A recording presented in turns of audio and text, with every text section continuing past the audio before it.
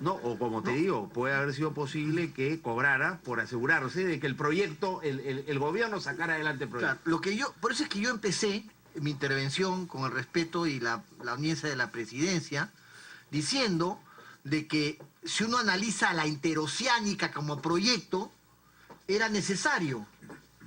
Lo que no era necesario era la coima de Toledo, pero la interoceánica era necesaria. O sea, lo demandaban los pueblos del sur, la marcación sur, habían paros, huelgas, Cusco, Puno. Lo demandaba la relación con el Brasil, más allá de quiénes sean los presidentes, la relación con el Brasil, viviendo de espaldas, acuérdense con el Amazonas de espalda a espalda. Lo demandaba el comercio interno, darle a esos pueblos conectividad para que no solo se puedan comunicar y dirigir unos a otros, sino también poder intercambiar bienes y servicios entre ellos para desarrollar esa zona. No se mide la interoceánica solamente por la cantidad de carros que pasan. Pues entonces, si no midamos pues la marginal, ¿cuántos carros pasan por la marginal? Entonces, por eso no se hubiese hecho la marginal. Entonces, las variables, los elementos de integración física del Perú en ese momento estaban sustentados en varias situaciones.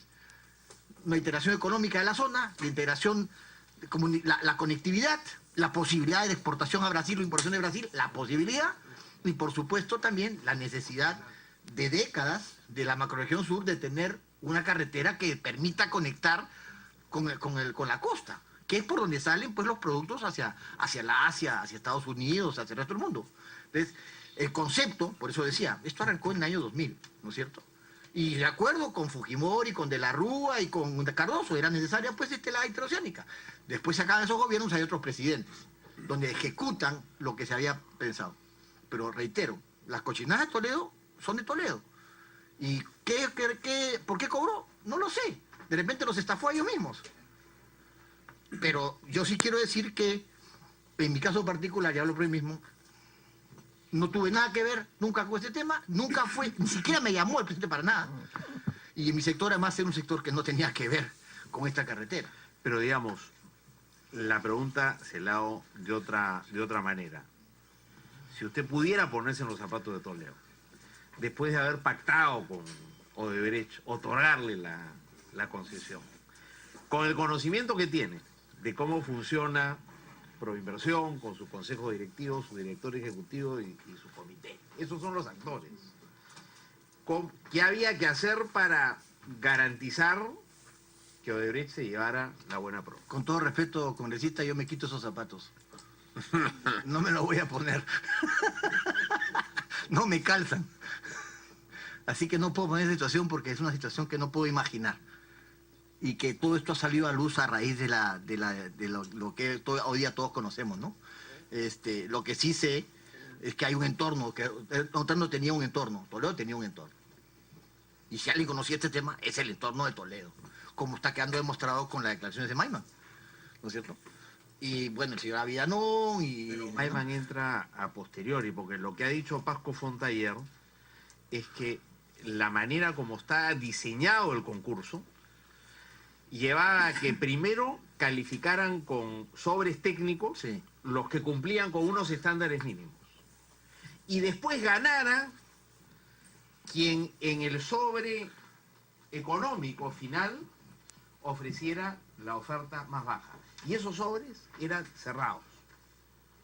Entonces, desde ese punto de vista, y estoy pensando, por supuesto, en voz alta, parecería que, digamos, con quien se hubiera tenido que coludir, además de con Toledo para sacar adelante el proyecto, con quien se hubiera tenido que coludir el ganador, en este o en otros casos, es con el resto de la competencia. Bueno, es una posibilidad que ya lo he mencionado un momento, congresista, porque también había versiones o hay versiones de que la operatividad de estas empresas era ponerse de acuerdo antes del concurso y repartirse las obras antes de concursar. Porque además, 860 millones para semejante carretera era un precio cómodo, ¿no? O sea, la proyección del Ministerio de Transporte y Comunicaciones respecto de lo que debería costar la carretera era alrededor de 1.200 millones de dólares y salió en 860. Entonces, claro, pero si tú vas al precio más bajo es el precio ganador, ¿no? Que al final no salió siendo el más caro. Pero digamos, así fue al comienzo. Entonces, yo creo que hay cosas que todavía no conocemos, ojalá algún día se conozcan, pero que tienen que ver con el modus operandi de de esta organización, la Jato Odebrecht, que estaba hecha para delinquir. Porque además el Perú no es la única víctima, hay víctimas en República Dominicana, también ha saltado en Ecuador, seguramente en Bolivia, en Venezuela, y han ensuciado toda América Latina, ¿no? Pero, a ver, cuando hace 12 años Odebrecht era la gran empresa brasilera, segunda o tercera constructora del mundo. Hoy día está en la situación en la que están, pero esa no era la situación hace 12 años. Y han seguido haciendo obras después de la interoceánica, hasta el gobierno de Ollanta-Humala, ¿no? Entonces, nadie sospechaba esto, porque yo estoy seguro que nadie sospechaba, tampoco se seguido haciendo obra pues en el gobierno de Humala, ¿no? Entonces, sí, es una pregunta que yo creo que la declaración de Maiman va a ayudar mucho para aclarar un poco ese tema, y como yo digo, como dicen los americanos, follow the money, sigue la plata. Ahí llegarás. Porque en algún momento va a haber un depósito, una transferencia, una transacción, alguna cuenta de alguien que ha estado ahí. Entonces yo creo que por ahí está la única forma de saber realmente quiénes son cómplices y cuántos cómplices tiene Toledo respecto de ese dinero que recibió y con el cual traicionó pues al Perú, al país, y también a sus ministros. No solamente haber sido ministro de Toledo no significa que estoy orgulloso de Toledo, ni de lo que ha hecho, más bien estoy ofendido y además me está haciendo venir a estas comisiones a aclarar temas, ¿no es cierto? Cuando este señor ha sido presidente del Perú y se supone que acabó un gobierno en buena lid y ha terminado siendo pues una coima que ha perjudicado al país. Pero lo bueno es que ya se sabe. Por lo tanto, dentro de lo malo, lo bueno. Ahora hay que perseguir y ver quiénes son los culpables. Gracias, Presidenta. Gracias, congresista Costa. Señor Ferrero, su amplia experiencia en la administración pública, ¿no le dijo a usted quizás sobre la posibilidad de que a esa observación de la Contraloría administrativamente también había que responder? ¿Respondieron administrativamente a la Contraloría, así sea con el informe de 9 líneas del estudio Monroy o de Percy Velarde Zapater con respecto a la justificación de la decisión de continuar? Presidenta, esa es una buena pregunta, pero en realidad no estoy en capacidad de responderla porque, como le digo, el que debe responder eso es por inversión. Usted, como miembro del Consejo Directivo, ¿conoce si se respondió administrativamente? No lo conozco, la verdad. Pero sí considero que debió responderse. O sea, la plana de proinversión, que no son los ministros, ¿no es cierto? Hay un gerente, debió responder eso en algún momento, aunque sea después. La lógica y la responsabilidad administrativa, sobre todo cuando se tiene una experiencia tan grande como la suya, nos diría que de manera responsable y diligente usted debió haber verificado que se responda a la Contraloría, ya que se tomó una decisión importante. Puede que no haya sido ese el origen o el momento en el cual se determinó la coima, no lo sabemos, lo estamos investigando, pero administrativamente eso es lo que correspondía, ¿cierto? Responderle a la Contraloría. Hemos decidido porque hemos tenido tal y tal informe legal y por lo tanto nosotros vamos a proceder a no tomar en cuenta la observación que ustedes nos están haciendo llegar. Sí, considero que Proinversión debe debido responder a la observación de la Contraloría.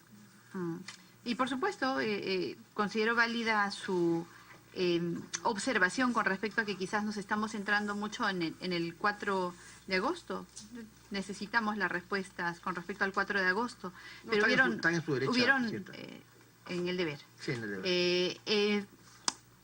Hubieron actos previos y hubieron actos posteriores.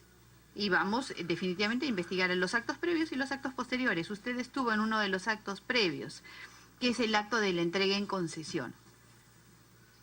Este acto del que usted dice ocurrió varias semanas antes, sin embargo, durante ese tiempo no se hizo nada. Eso se hizo a través del acta de la sesión número 86, del 3 de diciembre del 2004.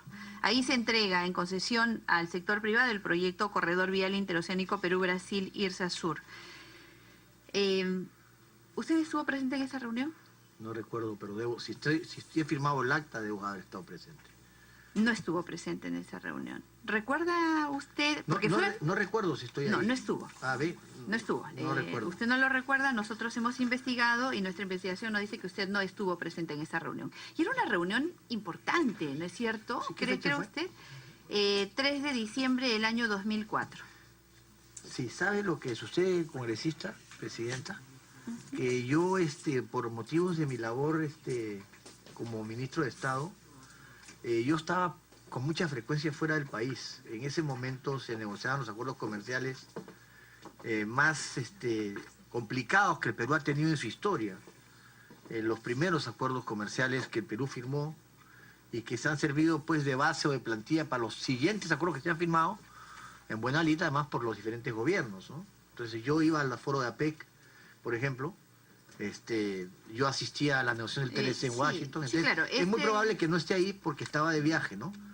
Es muy probable que haya sido por eso. Bueno, ¿no? Fue probablemente el acto más importante porque fue la entrega en concesión. Sí, yo no me acuerdo haber estado fue, necesariamente en esa fecha, no tengo una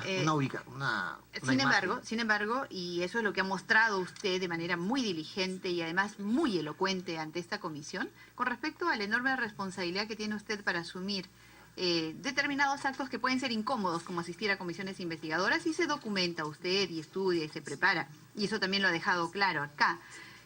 Obviamente debe haber, por lo tanto, estudiado todos los actos previos, especialmente el acto de la entrega en concesión.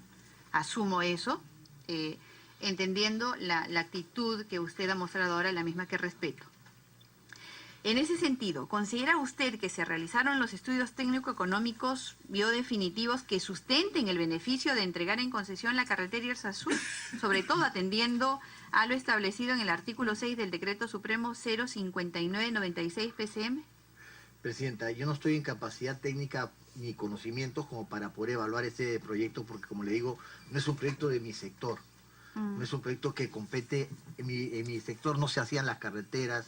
Entonces, yo mal podría responderle si era bueno o no. Lo que yo sí sé es que cualquier documento o cualquier decisión que es adoptada por preinversión en cualquiera de los gobiernos, sea ese Toledo o el siguiente, el gobierno del doctor Alan García o el presidente Humala, ¿no es cierto?, se sustentaba en los informes que preparaba Proinversión. O sea, el hecho de tener un estudio solamente, porque lo que se pedía acá era que los estudios los proyectos que vayan a aprobarse cuenten con estudios definitivos.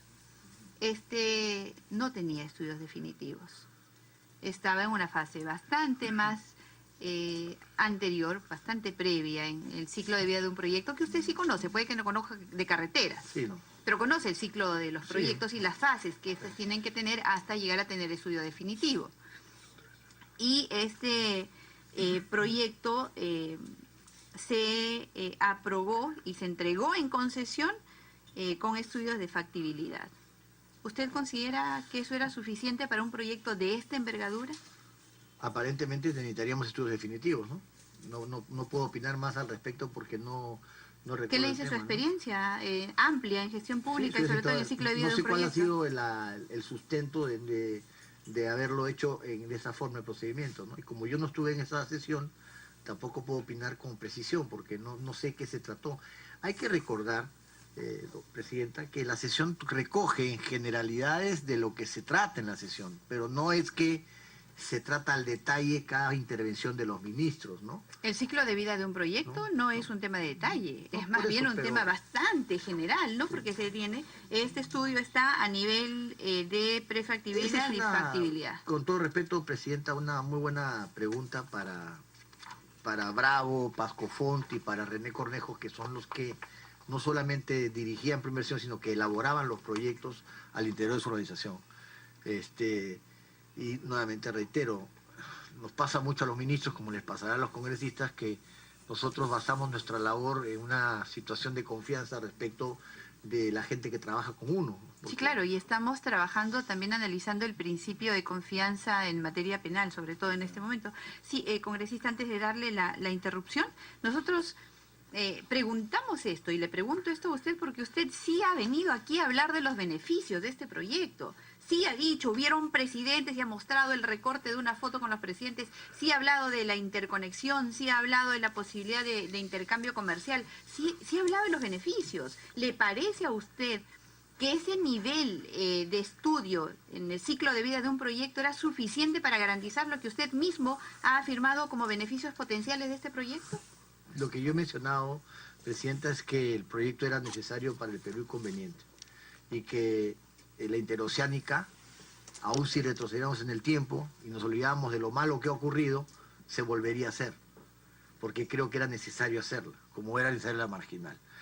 El detalle, Presidenta, no me siento en capacidad de responder su pregunta porque no conozco exactamente cómo ocurrieron los hechos desde esa fecha, porque ha pasado muchos años, ¿no? No, sí, claro, pero uno se actualiza especialmente para venir a una comisión Pero yo no, investigadora. exacta, por ejemplo, no la había visto, tal vez así que no estoy presente, por lo tanto no... Es el acta de entrega en concesión. Pero no estuve en el acto. Puede ser. Además el acto es público, creo. Puede ser que precisamente, puede ser que en este acto de entrega en concesión pues esté el origen de los supuestos 20 millones, ya que no los encontramos en otra ruta todavía. Congresista Castro me solicitó una interrupción, con todo gusto. Buenas tardes, señor Ferrero. Buenas tardes, congresista. Usted está afirmando algo que nos parece importante. Indica de que los que preparan toda la documentación es Proinversión. Sí. Sin embargo, el día de ayer el señor René Cornejo lo ha afirmado tajantemente que ellos no hacían nada de eso. Y lo ha repetido en varias oportunidades. Y justamente fue motivo de nuestra apreciación de que alguien tiene que haber sido el responsable. Y bueno, no sé. Perdón, eso sí. según Cornejo, es más bien el sector el que mete el proyecto y le pide a Inversión que lo saque adelante y lo mete con los estudios de prefactibilidad y factibilidad que ya tenía el proyecto en ese momento. Entonces, Sí, pero es más que Proinversión, es el sector, claro, digamos, en la versión de Pasco Fonte. Eso es exacto lo que dice. claro, es cierto que es el sector, pero también es cierto que Proinversión analiza los documentos que presenta el sector y pide los estudios necesarios para completar el proyecto y presentarlo a los ministros. O sea, sí, por supuesto, la iniciativa de cualquier proyecto viene del sector. Claro, de eso estamos... Pero después, obviamente, eso tiene que ser cotejado con las exigencias que requiere un proceso de concesión como ese, donde ya entra Proinversión a elaborar esa documentación que sustenta ese proyecto. En todo caso, señor Ferrero, por el intermedio, señora presidenta, lo que se trata es de establecer las responsabilidades. Y en este caso hay una ilusión de parte de los que han sido el señor René Cornejo, ex director ejecutivo de Proinversión, justamente elude esa responsabilidad porque la traslada al sector. Pero lo que estamos claros es de que el sector, es cierto, manifiesta pues determinada necesidad y quiere colocar un proyecto. Y para eso es indudable que Proinversión es que hace gran parte del trabajo, de manera conjunta de repente con el sector. Pero no se puede estar eludiendo la responsabilidad, que eso es del sector, el otro, y lo ha ratificado en varias oportunidades, los dos el día de ayer, ¿no? En todo caso es un tema que queda también ya por definir, señora presidenta. Gracias, congresista Castro. No sé si tiene algún comentario. Si no, a mí me gustaría hacer uno que me parece relevante. Usted dice, no estuve en esa sesión, no la recuerdo, no me interesé en estudiarlo más, es un tema especializado, pero al parecer a ninguno de los miembros del Consejo Directivo realmente le interesó, porque incluso le comento que esta importante es la entrega en concesión del proyecto en ese momento económicamente más importante que se hacía, y además de eso el primero que le abrió la puerta a una nueva modalidad, primero de no tener estudios definitivos y saltarse normas como el SNIP. Esta importante reunión se tomó en sesión no presencial, coordinada por vía telefónica. Parece que en realidad da muy poca autoridad con ese nivel de decisión, le interesó mucho. Congresista Costa, con gusto. Presidente, una aclaración. Esa es la reunión del 3 de diciembre del 2004, ¿no? Sí, congresista Costa. ¿Y en esa reunión se entrega en concesión la IRSA Sur? Sí, congresista Costa. ¿En qué sentido se entrega en concesión? Se toma la decisión de entregar en concesión. Se toma la decisión de iniciar el proceso en Proinversión para poder otorgar la concesión que se con otorga. El nivel de estudios que se disponía en ese momento de prefactibilidad y factibilidad. 2014. 2004, 2004, ¿no? 2004. 4, sí, no, 14 ya habían pasado Ah, sí. 10 años. Estoy equivocado con las fechas. Discúlpeme usted. En esta comisión hemos tenido nosotros a especialistas. Por ejemplo, el señor Gustavo Guerra García Picasso. Él ha hecho un análisis, toda una investigación con respecto a este proyecto y él concluye, sus estudios, su investigación concluyen en que existe una gran desproporción en este proyecto entre los costos de inversión, la demanda y la rentabilidad del proyecto. Usted conoce bastante sobre proyectos, como le decía, no le pido por la carretera. ¿Qué le parece a usted este comentario? Es una opinión la que le pido. Como lo he reiterado, Presidenta, el proyecto no solo se sustentaba en el tema de la rentabilidad de cuántos camiones pasarían por la carretera, porque si ese fue el único análisis a considerar, muchas carreteras en Perú no se hubiesen hecho. Hay temas vinculados a la conectividad de los pueblos alejados, a la necesidad del desarrollo, que van más allá de decir si van a pasar 5 o 10 camiones. Por supuesto que no es la Panamericana Sur ni la Avenida del Arco, ¿no es cierto? Pero la necesidad de esa carretera estaba sustentada en la conectividad, en la generación de nuevas corrientes de comercio, en la generación de corrientes con el Brasil, ¿no es cierto? Y además, probablemente muchas de estas cosas toman su tiempo. Entonces, yo no creo que solamente se deba basar en ese tema. Es más, hay una... Y usted lo debe tener, doctora. Si no, tengo por acá un artículo, por ejemplo, de la Pacífico, ¿no es cierto?, que indicaba la conveniencia de esa carretera. Tengo un artículo de Mariátegui, que después dijo que, como si hubiese hecho, que estaba a favor de la interoceánica. Acá hay un informe de la Pacífico que muestra los beneficios de la interoceánica. Uno puede estar de acuerdo o en desacuerdo, por supuesto, ¿no?, como en todo, pero se hizo un estudio. Y acá hay un artículo de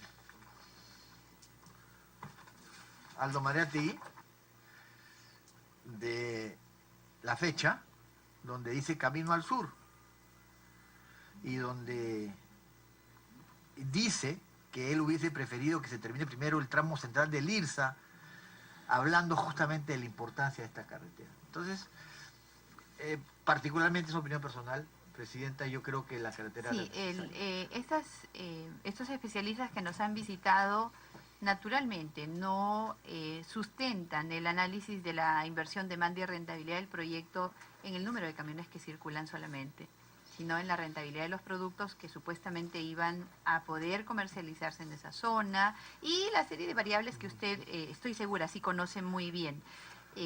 A la luz de los hechos, ¿quién se benefició, el Perú o Brasil, con esta carretera? Odebrecht. Pero el Perú también se beneficia. ¿Perú o Brasil? ¿Quién más? No, ¿Perú o Brasil? Bueno, la carretera está en el Perú. Los pueblos conectados son los peruanos. Entonces, reitero, obviamente el beneficiario ha sido Odebrecht por la magnitud de plata que se le ha pagado, pero el Perú también se beneficia con la carretera. Y reitero, si retrocediéramos en el tiempo, probablemente igual haríamos la carretera, ¿no? Sí, congresista Castro. Bueno, aquí no podemos confundir las cosas. Me parece que en el caso de la carretera tiene una decisión política. Lo que está aquí es materia de la investigación, es sobre los sobrecostos que eso ha tenido y la corrupción, la coimas, etcétera, etcétera. Porque se puede tener varios argumentos. Una carretera tiene infinidad de formas de argumentar los beneficios que uno tiene. Es de hecho que alguien ha tenido mayores beneficios que el otro, pero el tema de fondo aquí es la corrupción. O sea, algo que ha debido costar 1.000 millones ha resultado costando 4.000 o 3.000. Eso es lo que hay que determinar. ¿Por qué se dio ese sobrecosto y quién se llevó la plata? Ese es el tema. Sí, una pregunta, Sí, Presidenta. por supuesto. Lo importante también de este tema es que aquí se trata también de transporte de personas y por lo tanto yo no puedo rentabilizar sobre personas. No solamente son bienes y productos, sino también es darle a una parte del país, del Perú, que no tenía un desarrollo económico adecuado, la posibilidad de generar ese desarrollo. Y hay que acordar algo que es necesario recordar. El mercado acompaña a la infraestructura. generalmente primero la infraestructura y después viene el mercado a colocarse en esa infraestructura. Primero hago la carretera y después empieza a generarse las corrientes de comercio. Así ha pasado en otros países también. ¿Por qué creo que al Perú le conviene esta carretera? Porque está en una región para nosotros crítica, la macrorregión sur, ¿no? Y siendo una persona además que cree en el libre comercio, también creo que los pueblos necesitan conectarse e intercambiar bienes entre ellos también, generar corriente de comercio entre ellos también. No solamente es exportación, también es comercio interno, por supuesto. Entonces, por eso es que yo sí creo, ¿no es cierto?, que esta carretera era necesaria. Y creo que necesitamos, por supuesto, la carretera central también. Sí, en realidad la pregunta no es si la carretera era necesaria o no, todas las carreteras, nosotros necesitamos interconectar el país, sino va en el sentido de la rentabilidad del proyecto, y esto efectivamente se habría conocido si es que hubiésemos contado con los estudios definitivos, que no se tuvieron, y en realidad este fue el primer proyecto que abrió la puerta para que todos los demás vinieran igual. Yo sé que se ha hablado mucho sobre la sesión del 4 de agosto, sin embargo quisiera que me conteste solamente preguntas breves con respecto a esta sesión. ¿Quién la convocó?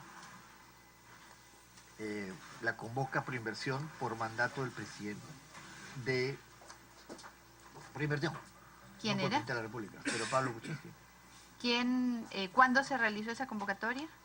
No recuerdo la fecha, pero se generaba días antes de las fechas, ¿no?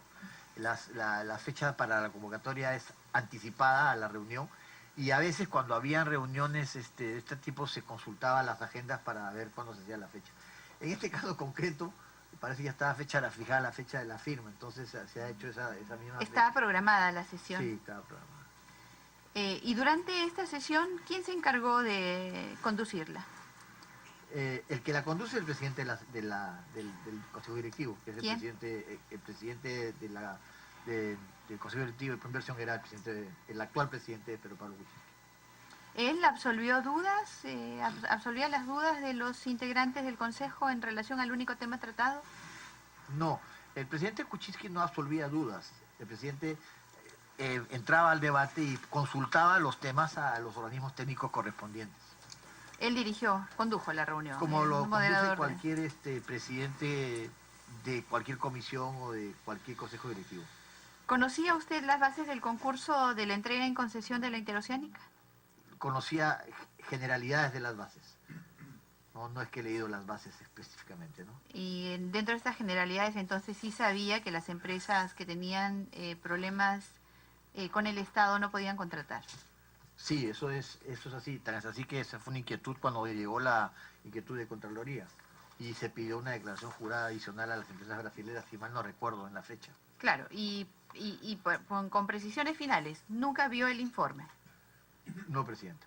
Sin embargo, firmó el acta. El informe lo he visto. Sin embargo, después. firmó el acta afirmando que lo había tenido a la vista. Sí, seguramente lo hemos firmado sin saber sin haber leído el detalle, o de repente ¿Cómo está en el opera? anexo del Está en el acta. Está en el acta, Está en pero el está en acta. el anexo, ¿no? ¿Está anexado? No. ¿Y cómo opera el principio de confianza al cual ha aludido usted varias veces durante esta sesión si uno firma un acta afirmando haber tenido un documento a la vista que en realidad no lo tuvo? Probablemente no había un detalle específico al momento de leer el acta, ¿no? Pero lo que queda claro también es que sí se habló del informe y se expuso el informe. Probablemente debió ser más precisa la reacción del acta. Este informe de 9 páginas que cualquier practicante de derecho de 9 líneas que cualquier practicante No de el derecho lo informe, habría la hecho. conclusión, ¿no? La conclusión costó $4.280. Bueno, Perdón, $14.280. no conozco eso, presidenta, porque la factura que tengo a las manos no se refiere a varios informes. Y ustedes creo que tienen la factura, no sé, yo lo tengo acá. No se preocupe, ese es el monto. Tiene varios, eran varios informes. Este informe costó $14.280 americanos. Tampoco sí, es solo ese informe. Ese informe. No, ha habido varios informes, no sé cuál, sí, Claro, efectivamente. ese informe costó... Pero ese informe es parte del paquete. Es parte del paquete de los 4 informes. Parte del paquete de los 4 informes, perdón. Había un informe corrección. ampliatorio. Sí. Sí. Muy bien. Congresista Castro, ¿desea formular alguna interrogante adicional? ¿Algún congresista, alguna interrogante adicional? ¿Desea usted añadir algo más ante esta comisión? No, presidente, no estoy a su ser disposición así, para cualquier... tema adicional. Le agradecemos por la disposición, por su presencia, por haber compartido con nosotros esta tarde. Le pedimos que por favor acompañe a nuestra secretaria técnica para dejar las copias que usted ha tenido a bien compartir con nosotros, y lo invitamos a dejar la sala cuando considere pertinente. Tenemos otro invitado, sin embargo, dada la hora, vamos a nosotros postergarla agradeciendo la presencia del invitado que lamentablemente no nos confirmó su presencia. Ha venido acá, dejamos constancia que el señor Jorge Alejandro León Ballén ha concurrido ante esta comisión. Sin embargo, vamos a dejar constancia de su asistencia, agradeciéndole a él mismo por haber venido. Consulta el trámite de dispensa de la aprobación del acta. Los congresistas que estén a favor, sírvanse votar.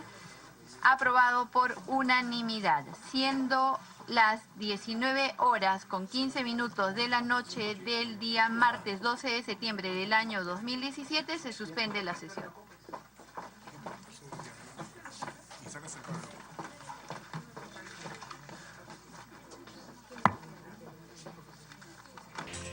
Bien, de esta manera culminó entonces la sesión de la Comisión Investigadora Multipartidaria del denominado caso Lavallato, donde se presentó el político y abogado peruano Alfredo Ferrero Díez-Canseco, exministro de Comercio Exterior y Turismo de una anterior gestión gubernamental.